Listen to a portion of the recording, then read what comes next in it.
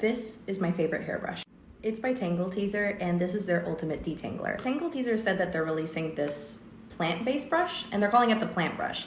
They say that it can do anything that this OG guy can do, and I want to put that to the test today. So come with me while I do a side-by-side comparison test with the plant brush and the ultimate detangler with a technique called brush styling. Brush styling is definitely my favorite way to use this brush because it encourages and defines my natural waves and curls. This side with the ultimate detangler. Now let's try out the plant brush on this side of my head.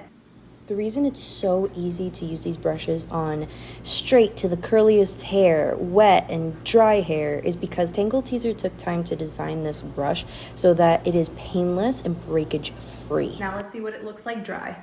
All right, gel cast is set, my hair is dried. Here are my thoughts. Overall, it gets a 10 out of 10 for me. I cannot tell the difference between these two. I mean, look at that definition. I think it speaks for itself. If you are somebody who is interested in finding a product that is more sustainably made, then the plant brush is the option for you. Tangle Teezer, you've done it again.